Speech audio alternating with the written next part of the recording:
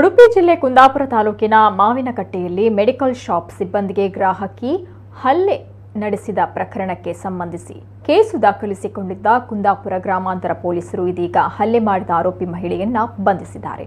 ಹಲ್ಲೆಗೊಳಗಾದ medical shop ಸಿಬ್ಬಂದಿ ದಲಿತ ಯುವತಿಯಾಗಿರುವ ಕಾರಣ ಹಲ್ಲೆಗೈದ ಆರೋಪಿ ಮಹಿಳೆ ಯಾಸ್ಮೀನ್ ವಿರುದ್ಧ ದಲಿತ ದೌರ್ಜನ್ಯ ಪ್ರಕರಣವನ್ನು ದಾಖಲಿಸಲಾಗಿದೆ.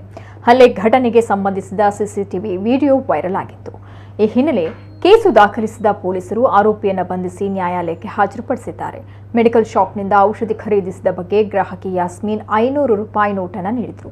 ಸಿಬ್ಬಂದಿ ಲಕ್ಷ್ಮಿ ತನ್ನ ಬಳಿ 500 ರೂಪಾಯಿ ಚಿಲ್ಲರೆ ಇಲ್ಲ ಅಂತ ಹೇಳಿ ಫೋನ್ ಪೇ ಮಾಡಲು ಸಲಹೆ ನೀಡಿದ್ರು. ಆಗ ಗ್ರಾಹಕಿ ಯಾಸ್ಮೀನ್ ಬೇರೆ ಅಂಗಡಿಯಿಂದ ಚಿಲ್ಲರೆ ತರುವಂತೆ ಹೇಳಿ ಏಕಾಏಕಿ ಲಕ್ಷ್ಮಿ ಅವರ ಕೆನ್ನೆಗೆ ಬಾರಿಸಿದ್ದಾರೆ ಅಂತ ಆರೋಪಿಸಲಾಗಿತ್ತು.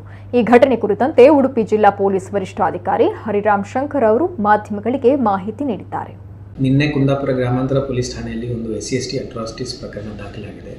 ಇದರಲ್ಲಿ ನೊಂದ ವ್ಯಕ್ತಿ ಅಲ್ಲಿ ಮೆಡಿಕಲ್ ಸ್ಟೋರಲ್ಲಿ ಕೆಲಸ ಮಾಡ್ತಾ ಇರುವಾಗ, ಹೆಲ್ತ್ ಕೇರ್ ಮೆಡಿಕಲ್ ಶಾಪಲ್ಲಿ ಕೆಲಸ ಮಾಡ್ತಾ ಇರುವಾಗ ಇದರಲ್ಲಿ ಆರೋಪಿಯಾಗಿರುವಂಥ ಯಾಸ್ಮಿನ್ ಎಂಬವರು ಅವ್ರ ಮೇಲೆ ಹಲ್ಲೆ ಮಾಡಿದ್ದಾರೆ, ಅದೇ ರೀತಿ ಜಾತಿ ನಿಂದನೆ ಮಾಡಿದ್ದಾರೆ ಅಂತ ಕಂಪ್ಲೇಂಟ್ ಮೇಲೆ FIR ನಿನ್ನೆ ದಾಖಲಾಗಿದೆ. ಈ ಘಟನಾ ಸ್ಥಳಕ್ಕೆ ನಾನು ಹೋಗಿದ್ದೇನೆ.